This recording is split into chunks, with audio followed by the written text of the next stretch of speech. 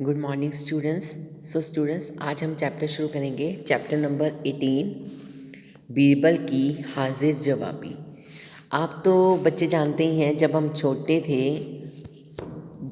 छोटे थे यानी कि आपके टीचर्स, तो बेटे हम भी बीरबल की कहानियाँ सुनते थे और अब हम सुनाते हैं। तो कहने का तात्पर्य है कि उसकी सोचने की जो क्षमता थी, हाजिर जवाबी थी, उससे सभी प्रसन्न होते थे।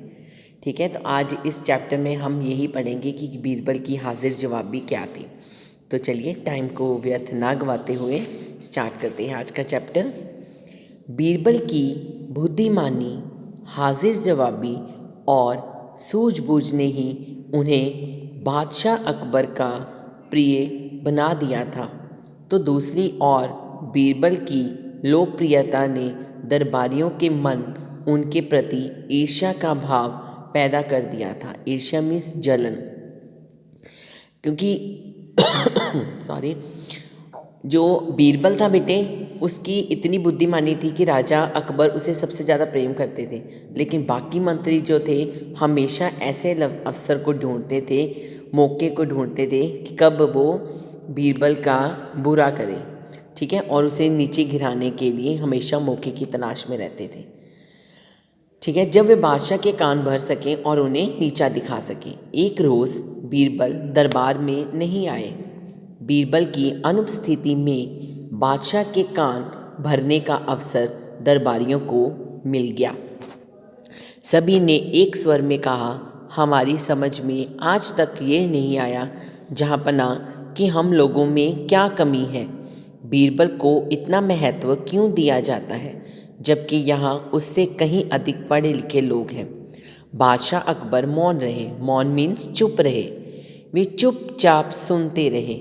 उन्हें उपेक्षा के भाव से मुस्कुराते देखकर उनमें से लीडर बने एक मौलाना साहब ने बोला, जहाँ पना उस आदमी से आपको इतना लगाव क्यों है? लगाव मीन्स प्रेम क्यों है? क्या वह हमसे ज़्यादा विद्वान है? तो आगे अकबर क्या कहते हैं, बहुत फ़र्क है उसमें और आप लोगों में। बादशाह ने सभी को शंका का समाधान करते हुए कहा, हम सभी इस फ़र्क को जानने की इच्छा रखते हैं जहाँपना। सभी एक साथ बोलें, अच्छा, फ़र्क जानना चाहते हो? हाँ हजूर, फ़र्क दिखाया जाएगा। इसी समय बीरबल के पास सूचना भेज दो कि वह 7 दिनों के लिए छुट्टी पर रहे, दरबार में ना आए।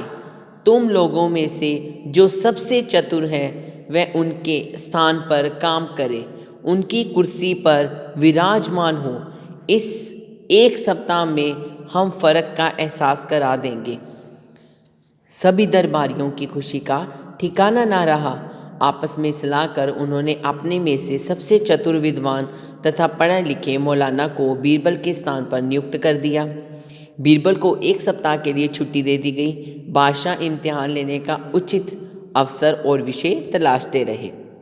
अब क्या हुआ, सब लोग जब कहने लगे कि बीरबल ही सबसे महान है, क्या हम नहीं हैं, तो उन्होंने राजा अकबर को जब कहा तो अकबर ने कहा, ठीक है, अभी दूध का दूध पानी का पानी कर देते हैं। उन्होंने बीरबल को छुट्टी दे दी और छुट्टी देने के बाद उसकी जगह पर उन जो लोगों ने, दरबारियों ने बात की थी, उनमें से सबसे चतुर और विद्वान को बीरबल के स्थान पर बैठा दिया गया।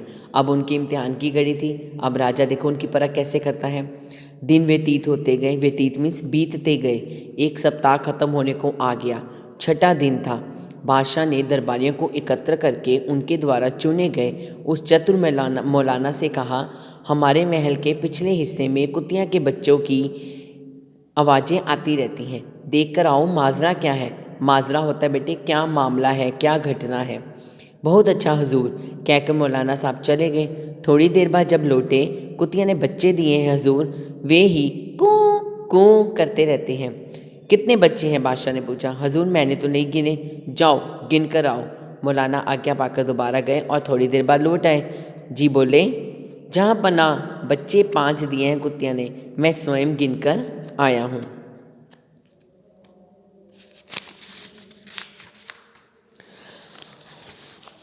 अच्छा, बादशाह ने मुस्कुराकर कहा, फिर तो तुमने ये भी ज़रूर देखा होगा कि उनमें कितने नर हैं और कितने मादा हैं। मौलाना चकरा गए। हजूर, ये तो देखा नहीं, देख कर आओ।